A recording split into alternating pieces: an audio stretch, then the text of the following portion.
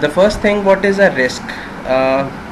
In general scenario हम कहते हैं कि रिस्क एक ऐसी कंटिजेंसी है या एक अनफोर्सीन फ्यूचर इवेंट है जो आपको लॉस दे सकता है.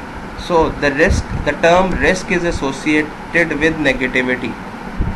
फॉर एग्ज़ाम्पल, अगर मैं कहता हूँ कि आज की डेट में मैं 1 माह के बाद मुझे उम्मीद है कि ये प्राइस बॉन्ड जो है ये मैं विन कर लूँगा, तो ये एक कंटिजेंसी तो है, ये एक फ्यूचर अनसीन इवेंट तो है, बट ये कोई नेगेटिविटी क्रिएट नहीं कर रहा. बट अगर मैं कहता हूँ कि खुदा न खास्ता मेरा एक्सीडेंट हो जाता है जिसकी वजह से ये लॉसेस हो सकते हैं, so now I am talking about the negativity. So risk ज़्यादातर जो एसोसिएटेड है that is with the negative things. ठीक है. सो इस नेगेटिविटी के हवाले से या कहते हैं कि मुख्तलिफ़ किस्म के रिस्क हैं जो कि बैंक को एसोसिएटेड होते हैं, जिसमें से ब्रीफली अगर हम कैटेगराइज करें that they are credit risk, liquidity risk, market risk, operational risk, counter party risk and industry risk, जिसको हम इकोनॉमिक एनवायरमेंटल रिस्क भी कहते हैं. सो अब वन बाय वन हम इन सबको एक्सप्लेन करते हैं.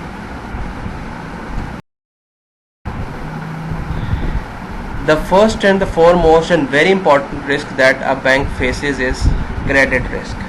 तो ये credit risk क्या है? A credit risk is the risk of default on a debt that may arise from a borrower failing to make required payments. So सबसे बड़ा रिस्क कि जब बैंक ने किसी को लोन दिया या जिसने लोन लिया, जिसको हम बोरोवर कह रहे हैं, वो रिक्वायर्ड पेमेंट्स, यानी कि जब लोन लिया जाता है तो उसकी इंस्टॉलमेंट, और उस इंस्टॉलमेंट के 2 हिस्से होते हैं.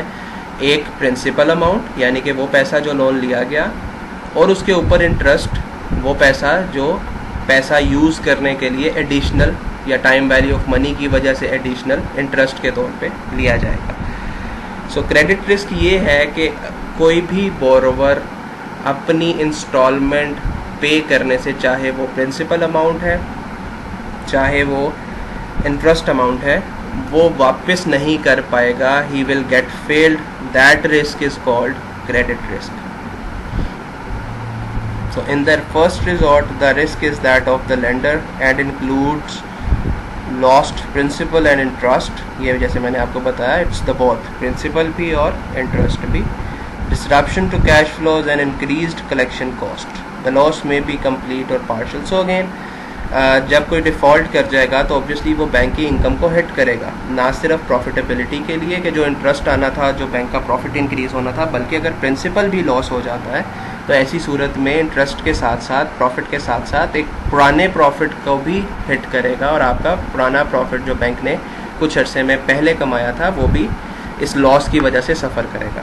नाउ दैट लॉस में भी कंप्लीट और पार्शल हो सकता है कि नेगोशिएशन जब बोरोवर से की जाए तो वो प्रिंसिपल देने पे एग्री कर जाए और इंटरेस्ट ना दे, या इंटरेस्ट की जो रेशो है 10% से शायद 5% के. So that depends upon the negotiations के जो in the case of failure और in the case of default, या इन द केस जब बोरोवर पैसे वापस नहीं दे पा रहा, सो जो नेगोशिएशंस फाइनल होती हैं, so that loss to the bank can be a complete loss or maybe a partial loss. It depends upon the situation. Then the next risk is called liquidity risk. Liquidity risk is the risk that a company or a bank may be unable to meet short term financial demands. इस पे हम पहले भी बहुत दफ़ा बात कर चुके कि it is the risk basically that the bank is not able to meet demands of deposit holder due to mismatch of allocation or insufficient fund.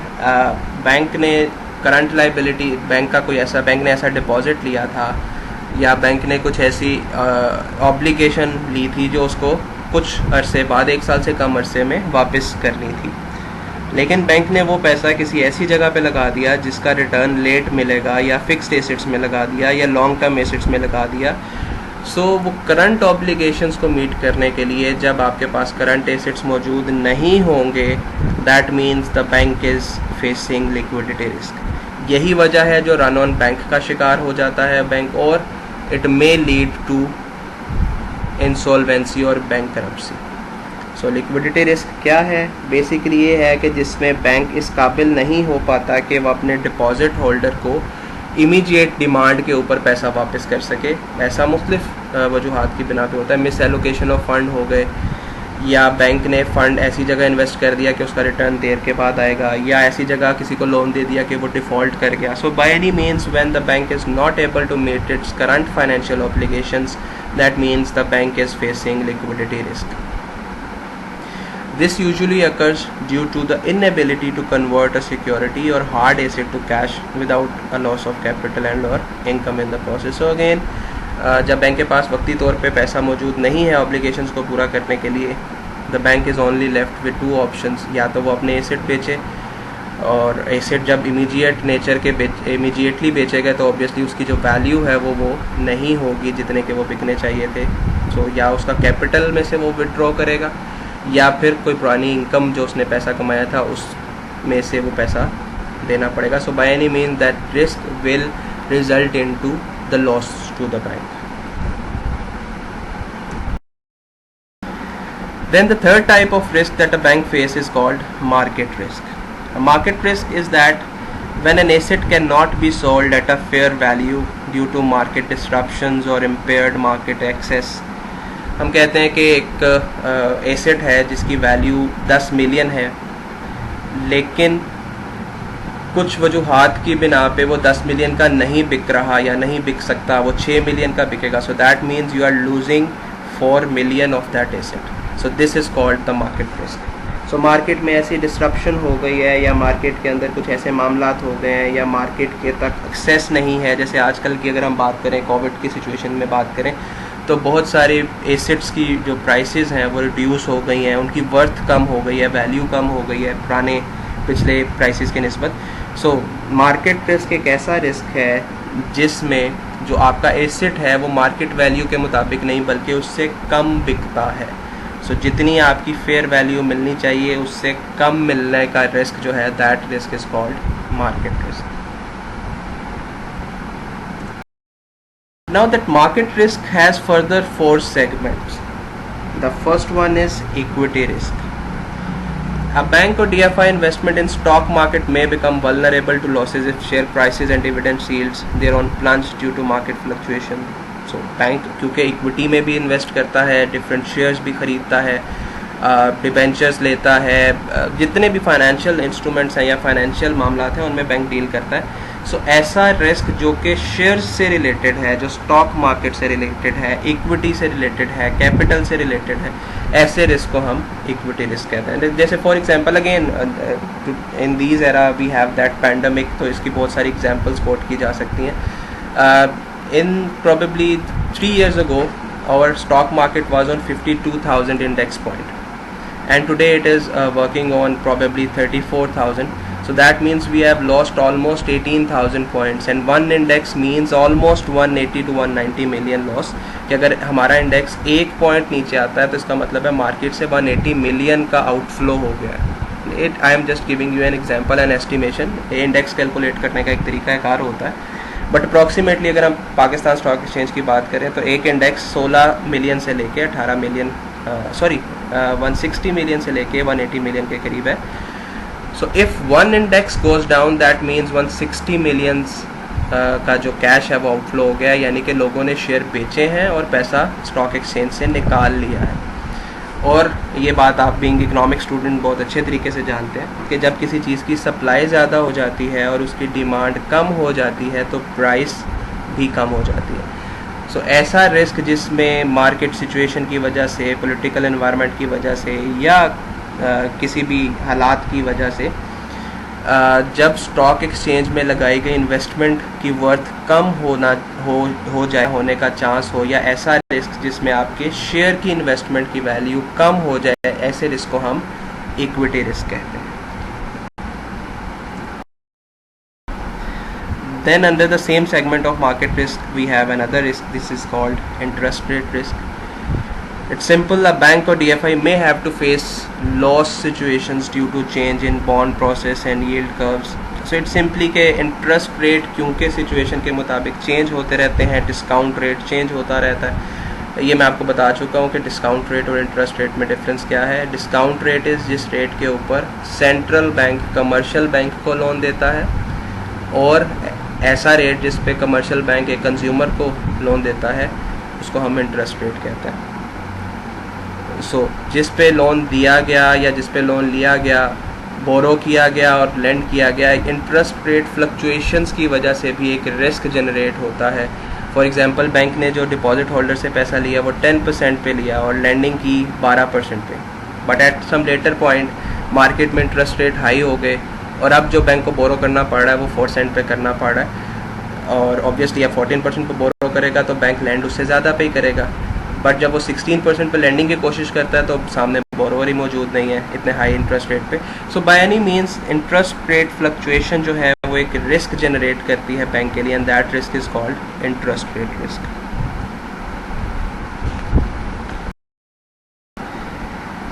The next rate risk under the same thing market risk is commodity price risk. So we have different commodities like oil, metals, gold. So bank also invest in these kind of commodities. When the prices of these commodities goes down or decreases, then obviously it will create an adverse effect towards the profitability of the bank. So जब इन चीज़ों की, इन commodity की price कम हो जाती है, decrease हो जाती है, तो इन पे की जाने वाली investment की वर्थ या प्रॉफिट या इनकम वो भी कम हो जाती है। So again this is a risk कि कमोडिटी की प्राइसेस कम हो जाएंगी जिनमें इन्वेस्टमेंट की जाए। सो ऐसे रिस्क को हम कमोडिटी प्राइस रिस्क कहते हैं। And the last risk under market risk is called currency और foreign exchange risk. As the name suggest, this will include the currency which is not of your own country. So मतलब आपके मुल्क के अलावा की जो भी करेंसी है वो आपके लिए फॉरेन एक्सचेंज है। जैसे पाकिस्तान के लिए डॉलर फॉरेन एक्सचेंज है, यूरो फॉरेन एक्सचेंज है, पाउंड फॉरेन एक्सचेंज है। So foreign exchange risk is also called currency risk. It is basically a risk that is a financial risk that exists when a financial transaction is denominated in a currency other than the domestic currency of the company. आप कह सकते हैं कि जब bank अपनी local currency के अलावा किसी और करेंसी में डील करता है, कोई भी कॉन्ट्रैक्ट करता है, तो जब भी फॉरेन एक्सचेंज रेट बदल जाते हैं, फॉर एग्जांपल बैंक ने डॉलर परचेज किया 170 का और नेक्स्ट डे वो मार्केट में 160 का हो गया या 165 का हो गया, so this can go otherwise as well कि बैंक 160 का खरीदता है और वो 165 पे चला जाता है। बट अगेन जब बढ़ जाती है चीज़, जब प्रॉफिटेबिलिटी की साइड पे जाती है तो हम उसको रिस्क नहीं कह रहे। बट व्हेन दैट अनफॉर्चुनेट और when that unforeseen event of future can generate loss, तो जब नेगेटिव पॉइंट आएगा तो हम कहेंगे ये रिस्क है। सो इसी तरह अगर फॉरेन एक्सचेंज में इन्वेस्टमेंट की गई या कोई फॉरेन एक्सचेंज डील की गई और फॉरेन एक्सचेंज का रेट चेंज हो गया, नेगेटिव साइड पे आ गया, आपके लिए लॉस का बाइस बन सकता है। सो ऐसे रिस्क को हम करेंसी और फॉरेन एक्सचेंज रिस्क कहते हैं। So these were the major risks that the bank faces, और इसी को हम इन फ्यूचर भी डिस्कस करेंगे। कुछ बेसिक जो इंटरनल रिस्क्स हैं वो भी हैं, वो मैं आपके साथ डिस्कस करता हूँ, जैसा कि ऑपरेशनल रिस्क। ऑपरेशनल रिस्क से मतलब यह है कि बैंक के इंटरनल प्रोसेसेस इतने स्ट्रॉन्ग नहीं थे, बैंक का ऑडिट इतना स्ट्रॉन्ग नहीं था, बैंक के सिस्टम या किसी भी ऑर्गेनाइजेशन का इंटरनल काम करने का तरीक़ाकार इतना अच्छा नहीं था कि वो कोई भी फ्रॉड को, कोई भी मैनिपुलेशन को या किसी भी मिस्टेक को पकड़ सके। So operational risk is the prospect of loss resulting from inadequate or failed procedures, systems or policies, employee errors, system failures, fraud or other criminal activities. So that means कि organisation का तरीक़ाकार, एक system, internal process इतना अच्छा नहीं है कि वो किसी गलती को पकड़ सके या एम्प्लॉय के फ्रॉड को पकड़ सके। सो ऐसे लूज़ या ऐसे वीक किस्म के सिस्टम में फ्रॉड के चांसेस, गलतियों के चांसेस, लॉस के चांसेस ज़्यादा हो जाते हैं, और ऐसे रिस्क को हम ऑपरेशनल रिस्क कहते हैं।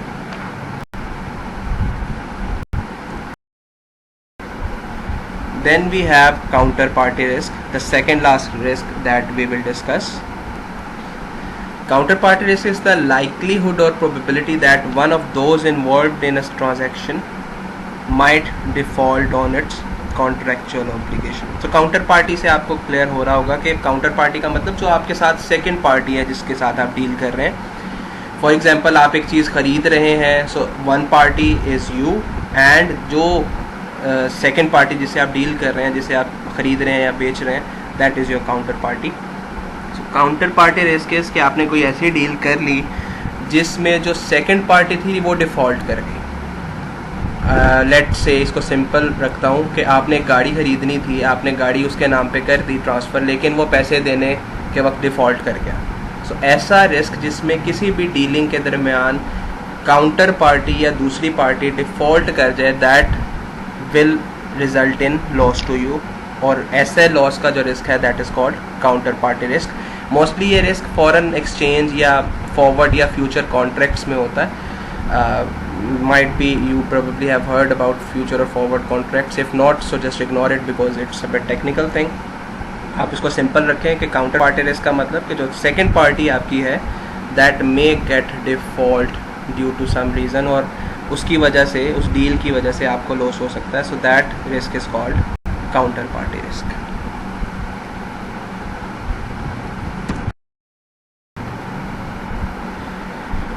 Finally the last risk is industry risk और इकोनॉमिक और एनवायरमेंटल रिस्क। ये नाम से बहुत क्लियर है that unstable political environment as well as all economic forces like demand, supply, per capita income, they all can adversely affect economic growth. Again the same example आजकल आप Covid में देखें तो बहुत सारी ऐसी प्रोडक्ट्स जिनकी डिमांड बहुत हाई होती थी अब नहीं है, बहुत सारी ऐसी प्रोडक्ट जिनकी सप्लाई मौजूद थी अब वो सप्लाई मौजूद नहीं है, लोगों की क़ुव्वत ख़रीद कम हो गई है, बाइंग पावर नहीं है, इकोनॉमीज़ नहीं चल रही, इंपोर्ट एक्सपोर्ट बंद है। सो ये सारी सिचुएशंस जो हैं वो एक एनवायरनमेंट क्रिएट कर रही हैं जो कि एक नेगेटिव साइड की तरफ जा रहा है या एक लॉस की तरफ जा रहा है। सो एग्रीगेटली ये पॉलिटिकल सिनेरियो भी हो सकता है। जैसे आप देखते हैं कि जब इलेक्शंस होते हैं तो बहुत सारी अनस्टेबिलिटी क्रिएट होती है कि नेक्स्ट गवर्नमेंट कौन सी आएगी, वो कौन सी पॉलिसीज़ लेके आएगी, कौन से नए टैक्सेस लगेंगे, कौन सी मराहत मिलेंगी, बजट आता है। सो बाय एनी मीन्स किसी भी किस्म के जब ऐसे फैक्टर्स जो इकोनॉमिक फैक्टर्स हैं, पॉलिटिकल भी हैं, इकोनॉमिक भी हैं, जैसे मैंने आपको डिमांड, सप्लाई और बाइंग पावर के बारे में बताया। सो ये सारी चीज़ें एक रिस्क क्रिएट करती हैं जो आपको नेगेटिवली इम्पैक्ट कर सकती हैं। सो ऐसे रिस्क को हम इंडस्ट्री रिस्क या इकोनॉमिक एनवायरमेंटल रिस्क कहते हैं।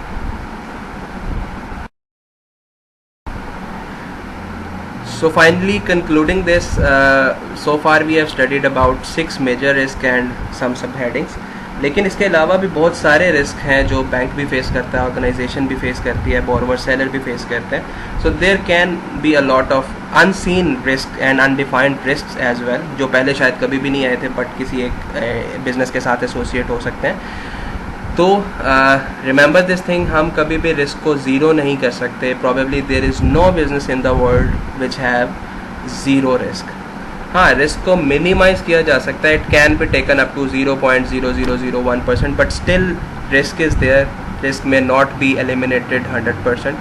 सो bank always try to minimise that risk. और ये रिस्क में से हम मेजरली अब अगले लेक्चर में क्रेडिट रिस्क के बारे में बात करेंगे। तो क्रेडिट रिस्क को कैसे कंट्रोल किया जाता है, उसको 5 C's या कैनन्स ऑफ लैंडिंग के थ्रू कवर करेंगे। So in the next lecture risk, आज मैंने आपको बताया कि रिस्क होते क्या क्या हैं, मुख्तलिफ़ किस्म के रिस्क हैं, उनके साथ लॉस कैसे हो सकता है या किस किस चीज़ के साथ बैंक को भी रिस्क एसोसिएटेड होता है। और नेक्स्ट लेक्चर में उन रिस्क को मिटिगेट कैसे किया जा सकता है, कम कैसे किया जा सकता है, reduce up to the maximum जितना हम रिड्यूस कर सकते हैं वो कैसे किया जा सकता है लेंडिंग के वक्त, बोरोइंग के वक्त, उसके ऊपर कमिंग लेक्चर्स में बात करेंगे। तब तक मैं आपके साथ इन लेक्चर्स की कुछ बुक के पेजेस भी शेयर करूंगा जहां से आप इसको फर्दर प्रिपेयर कर सकते हैं। Internet is always available to you, आप उसको कंसल्ट कर सकते हैं। But try to build the concepts and will see you in the next lecture. Till then stay safe, जज़ाकल्लाह।